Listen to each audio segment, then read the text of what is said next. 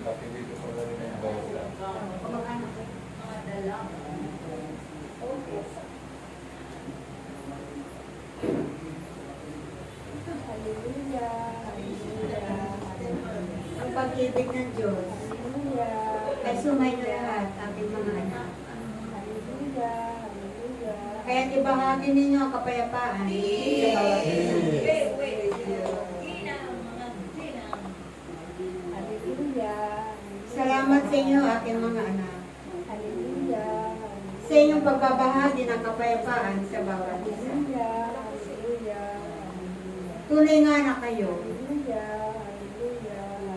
ay napupuno ng kapayapaan at kagalakan sa inyong mga buhay. Ganyan ang mga tunay na lingkod ng Diyos. Taglay ang kapayapaan na mula sa Diyos. Sapagkat ang isang lingkod na sumasa Kanya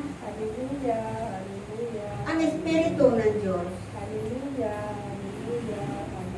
ay lagi nasa Kanya ang tunay na kapayapaan na mula sa Diyos. Sapagkat ang kapayapaan na mula sa Diyos ay nananatili at patuloy na mananatili sa inyong mga buhay. Subalit, ang kapayapaan na mula sa sanlibutan ito ay tunay na hindi mo ito maaasahan. Ang tunay na kapayapaan ay mula sa Diyos. Subalit,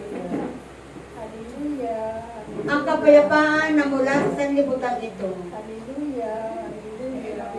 ay hindi ito ang tunay na kapayapaan na inyong mararamdaman sa inyong mga buhay. Iba ang kapayapaan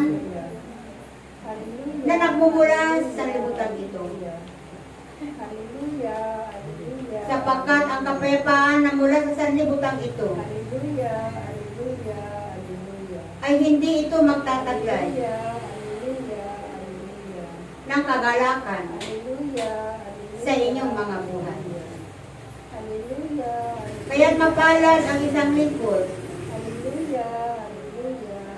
na nagtataglay ng kapayapaan na mula sa Diyos, sapagkat ito ay may kalakip ng kagalakan sa kanyang kalooban. Kayo lahat ay mga tunay na lingkod ng Diyos. Naway manatili sa inyo, aking mga anak, ang mga bunga ng Espiritu Santo, sapagkat ang kapayapaan at kagalakan ay isa yan sa mga bunga ng Espiritu Santo. Ako ang inyong mahal na Inang Berde, na lagi ninyong katuwang sa inyong pagdarasal ng aking banal na Santo Rosario. Kaya kami nagpapasalamat sa inyo, aking mga anak, sapagkat lagi ninyong dinarasal ang aking banal na Santo Rosario. Maraming salamat sa inyo, aking mga anak. Naway, alam ninyo kung ano ang kahalagahan ng pagdarasal ng aking banal na Santo Rosario. Iyan ay may kapangyarihan. Iyan ay nagtatabo ng kamalasan sa inyong mga buhay. Iyan ay nagtatabol ng mga salot ng karamdaman, mga salot ng kahirapan, mga salot ng kamalasan sa inyong mga buhay. Kaya panatilihin ninyo na kayo ay laging magdarasal ng aking banal na Santo Rosario, sapagkat iyan ang magliligtas sa inyong mga buhay. ang bawat isa sa inyo Hallelujah. Hallelujah. na patuloy Hallelujah. Hallelujah. na nagdarasal ng aking banal na Santo Rosario. Hallelujah. Hallelujah. Iyan ay mayroong Hallelujah. Hallelujah. kalakip na pagpapala sa inyong mga buhay. Hallelujah. Kaya't huwag ninyong kalilimutan aking mga anak, ang pagdarasal ng aking banal na Santo Rosario. Kayo lahat ay pinili ng Diyos sa libutan ito.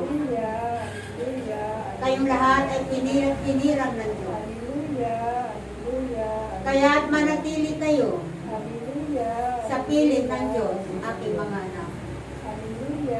Manatili kayo sa pag-ibig ng Diyos na tumawag at tumirang sa inyo sa libutan ito. Sapagkat sa pamamagitan ng inyong pananatili sa paglilingkod sa Diyos, yan ang magiging susi ng inyong kaligtasan. Yan ang magiging susi para kayo ay makaligtas sa lahat ng uri ng mga salot na pinagdadaanan ng sanlibutan ito. Hindi nyo ba napapansin, aking mga anak, nang dahil sa inyong paglilingkod sa Diyos, nang dahil sa inyong pananatili tapat at sumusunod sa kalooban ng Diyos, kailanman ay hindi kayo dumanas sa mga salot ng karamdaman na nararanasan ng sanlibutan ito. Kaya't magpasalamat kayo sa Diyos, aking mga anak, sapagkat kayo ay patuloy na iniingatan ng Diyos. Kayo ay patuloy na inililigtas ng Diyos.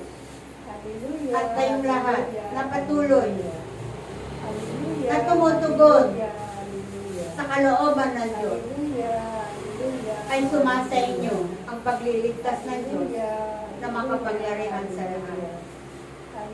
Tanging ang Diyos lamang ang may kapangyarihan upang gawin ito sa bawat isa sa inyo. Ang Diyos ay nagbibigay sa inyo ng kasaganaan sa inyong mga buhay. Ang Diyos ang nagkakaloob sa inyo ng inyong mga kagalingan at kalakasan. Ang Diyos ang nagkakaloob sa inyo ng kapayapaan sa inyong mga buhay. At ang Diyos din ang nagpapalaya sa inyong mga buhay. Kaya't mapalad kayo, aking mga anak, sa inyong pagtugon sa panawagan ng Diyos. Sapagkat ang lahat ng kasaganaan sa buhay, ang lahat ng pagpapala sa inyong mga buhay, ay inyong kakamtin kung kayo ay patuloy na nagiging tapat at nananatiling sumusunod sa kalooban ng Diyos. At higit sa lahat, aking mga anak, kung kayo ay patuloy na maglilingkod sa Diyos, ay pahabain ng Diyos ang inyong mga buhay. Yan ang magiging gantimpala ng bawat isa sa inyo na patuloy na maglilingkod sa Diyos at patuloy na iaalay ang kanyang buhay. Iaalay ang iyong mga oras at panahon para sa Diyos. Iyan ay tatanawin ng Diyos ng isang malaking utang na loob sa bawat nag-aalay ng kanyang buhay para sa Kanya. Sapagkat ang lahat ng inyong pagsasakripisyo, ang lahat ng inyong mga pag-aalay sa inyong mga buhay, sa inyong mga oras at panahon, ang lahat ng iyan ay ibabalik sa inyo ng Diyos. Ang pagpapala, siksik-liglig at umaapaw. Higit sa lahat, aking mga anak, ang Diyos ang magpapahaba ng iyong mga buhay.